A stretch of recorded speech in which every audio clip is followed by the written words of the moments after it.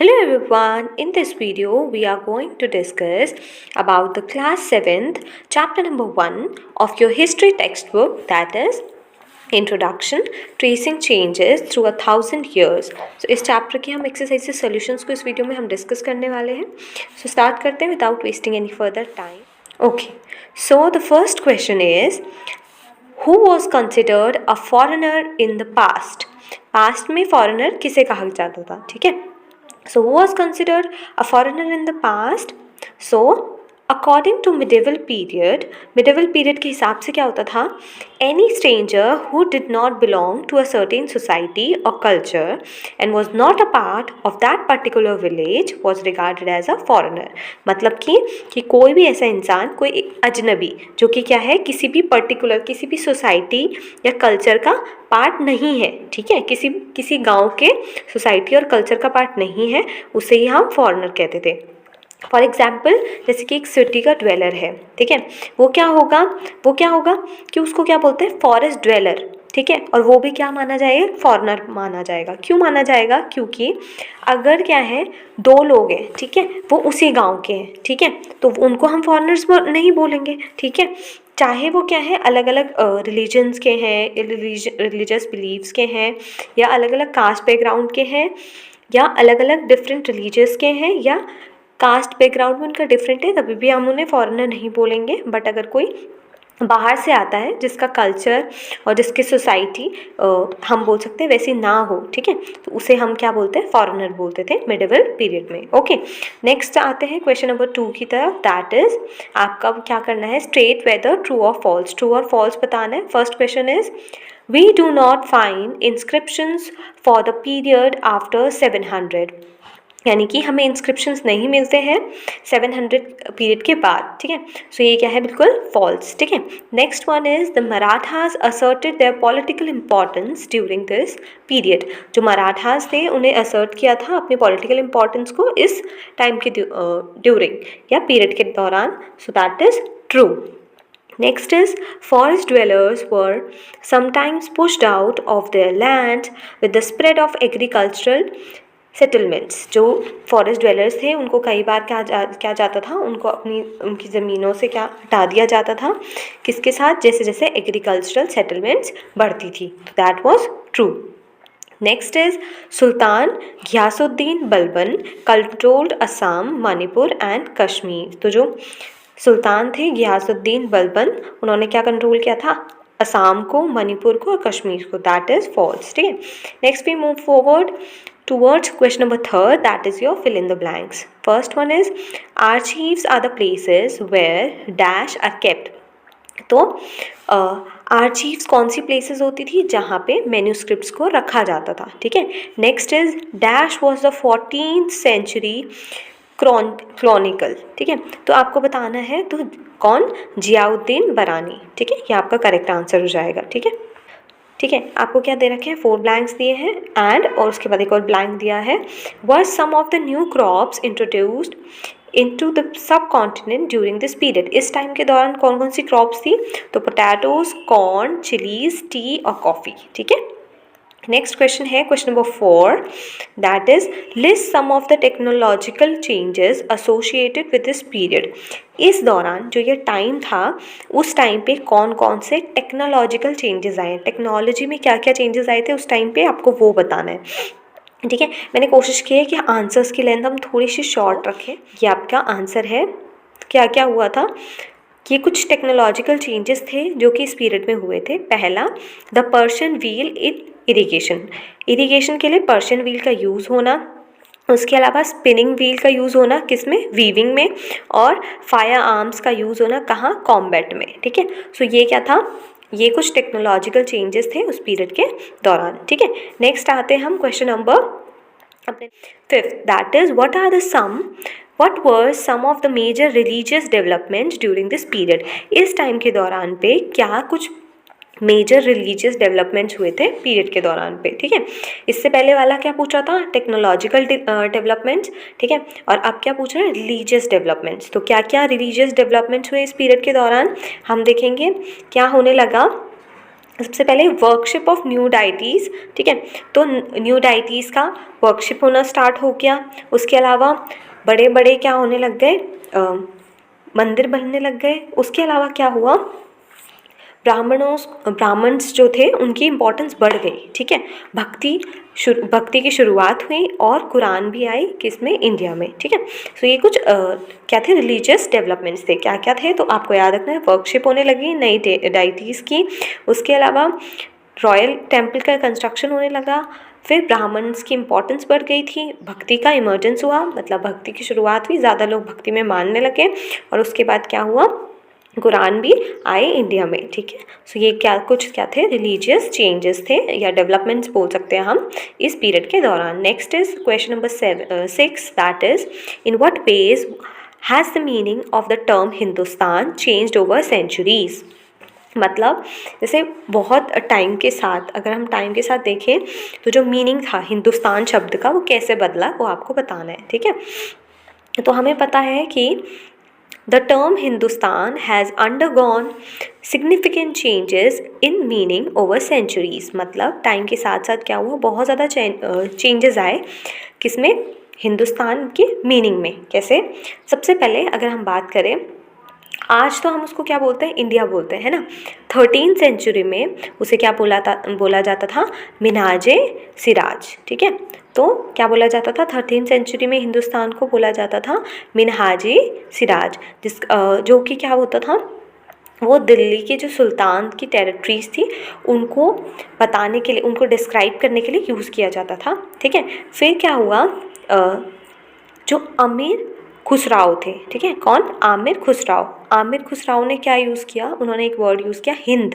कब, 14th century में उन्होंने ये शब्द किस चीज़ के लिए यूज़ किया, कल्चर और लोगों को दिखाने के लिए, जो कि इंडस रिवर के थे। कहाँ के, इंडस रिवर के। नेक्स्ट क्या हुआ, अब बाबर आए तो बाबर ने एक टर्म यूज़ किया हिंदुस्तान को उन्होंने क्या यूज़ किया, 16th सेंचुरी में यूज़ किया, किस चीज़ के लिए, कि सब कॉन्टिनेंट्स का जो कल्चर है, ज्योग्राफी और फौना के लिए, उसके लिए उन्होंने क्या यूज़ किया, वर्ड हिंदुस्तान। तो मतलब आप देखोगे जैसे जैसे सेंचुरीज चेंज हुई वैसे वैसे जो हिंदुस्तान वर्ड है, जो टर्म है हिंदुस्तान, उसका मीनिंग भी क्या हुआ, चेंज होता गया। अलग अलग लोगों ने उसे अलग अलग तरीके से अपने अपने तरीके से उसको डिफ़ाइन किया, उसका मीनिंग बताया, ठीक है। Next is how are the affairs of jatis regulated, ठीक है। जातीज का थोड़ा कॉन्सेप्ट बताना है कि कैसे ये जो अफेयर था ये रेगुलेट हुआ, ये कैसे ये चीज़ें चलती थी, ठीक है।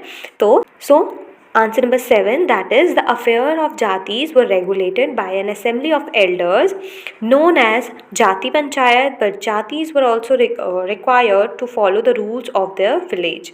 अब क्या होता था कि जितनी भी ये चीज़ें हैं जाति से रिलेटेड, वो सब के कौन रेगुलेट करता था, उसके कौन देखता था, तो बड़े लोगों की क्या होती थी, एक असेंबली होती थी, ठीक है, उनका एक ग्रुप टाइप का होता था जिसको हम क्या बोलते थे, जाति पंचायत बोलते थे। और क्या होता था कि जो जातीज थी वो क्या होती थी, उनको कुछ रूल्स थे जो फॉलो करने पड़ते थे, और जो भी उनका गाँव के रूल्स होंगे उनको वो फॉलो करने पड़ते थे, ठीक है। Next is what does the term pan regional empire mean. तो एक टर्म है पैन रीजनल एम्पायर, तो इसका मीनिंग क्या होता है, तो जो टर्म है पैन रीजनल एम्पायर वो किसके लिए यूज़ होता है, एक एम्पायर के लिए यूज़ होता है जो क्या होती है, बहुत दूर दूर तक फैली हुई होती है, बहुत ज़्यादा रीजन्स तक फैली होती है। जैसे मौर्यन एम्पायर है, गुप्ता एम्पायर है, चोला एम्पायर है, मराठा एम्पायर है, ये कुछ एग्जाम्पल्स हैं किस किस के, पैन रीजनल एम्पायर्स के, ठीक है। यहाँ पे थोड़ा स्पेलिंग मिस्टेक हो गई है, ठीक है। यहाँ पे आपको क्या ध्यान रखना है कि यहाँ पे ये जो लिखा है ये पैन रीजनल एम्पायर है, इसको सही कर लेना आप, ठीक है। ये ये नहीं है, ठीक है, ये क्या हो जाएगा, मतलब ये टी से नहीं है, ठीक है, REGIONAL कर लेना है इसे, ठीक है। यहाँ पे क्या करना है, ONAL, ठीक है।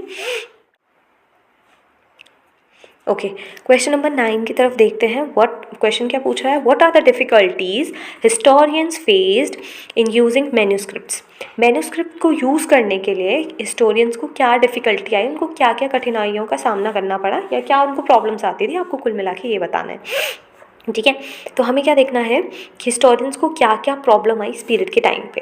तो देखो क्या बोल रहा है answer, while using several sources historians encounter various challenges. क्या होता था, अलग अलग जब वो सोर्सेज को यूज़ करते थे उनको बहुत सारे चैलेंजेस आते थे, जैसे कि उनको हैंड रिटन मैन्यूस्क्रिप्ट्स देखने को मिलती थी। तो क्या होगा, इंक्लूड सबसे पहले हैंड रिटन मैन्यूस्क्रिप्ट्स आती थी, फिर क्या आती थी वहाँ पे क्या था, डिस्क्रिपेंसीज देखने को मिलती थी अलग अलग मैन्यूस्क्रिप्ट्स के बीच में। इंटेंशनली चेंज वो कौन करता था, स्क्राइब्स, ठीक है। और जो need to compare different versions of same text to determine its original content. इसका मतलब क्या होता था, देखो अगर उन्हें पता करना है कि असलियत में क्या बात थी, क्या ओरिजिनल कंटेंट क्या था, तो उन्हें क्या होता था, एक ही टेक्स्ट के अलग अलग वर्जन्स को पढ़ना पड़ता था, उनको समझना पड़ता था, ताकि वो क्या पता लगा पाए कि क्या ओरिजिनल कंटेंट क्या है, ठीक है। तो ये कुछ डिफ़िकल्टीज़ थी जो आती थी हिस्टोरियंस को उस टाइम पे, ठीक है, मैन्युस्क्रिप्ट्स को पढ़ने के टाइम पे, ठीक है। Next is, how do historians divides the past into periods, do they face any problem in doing this. Historians ने जो हिस्ट्री के पीरियड्स थे उन्हें कैसे डिवाइड किया, ठीक है, पास्ट में जो पीरियड्स थे उन्हें कैसे डिवाइड किया। तो कैसे किया, तो जो हिस्टोरियंस थे उन्होंने डिवाइड किया पास्ट को अलग अलग पीरियड्स में, किसके बेसिस पे, इकोनॉमिक और सोशल फैक्टर्स के बीच बेसिस पे, जो कि क्या थे, उन्हें कैरेक्टराइज करते थे। बट जो इकोनॉमिक एंड सोशल चेंजेस हैं वो क्या होते थे, वो होते रहते थे, ठीक है। और क्या होते थे, जो डेफिनेट बाउंड्रीज थी उनको ड्रॉ किया जा सकता था। ऑल्सो क्या होते थे, ये जो पीरियड्स थे वो कंपेयर किए जाते थे मॉडर्न पीरियड से, ठीक है। सो इन पीरियड्स को किससे कंपेयर किया जाता है, मॉडर्न पीरियड से कंपेयर किया जाता है। तो अगर तो किस बेसिस पे आप बोल सकते हो कि हिस्ट्री को या पास्ट को हम क्या करते थे, पीरियड्स में कैसे डिवाइड करते थे, तो इकोनॉमिक और सोशल फैक्टर्स के बेसिस पे, ठीक है। क्वेश्चन नंबर 11, दैट इज़ आपको क्या करना है, कंपेयर करना है मैप 1 और मैप 2 को, ठीक है, प्रेजेंट डे मैप से सब कॉन्टिनेंट की, जो कि उसकी सिमिलैरिटीज़ भी बतानी है, उसके डिफरेंसेस बताने हैं जो आपको पता हो।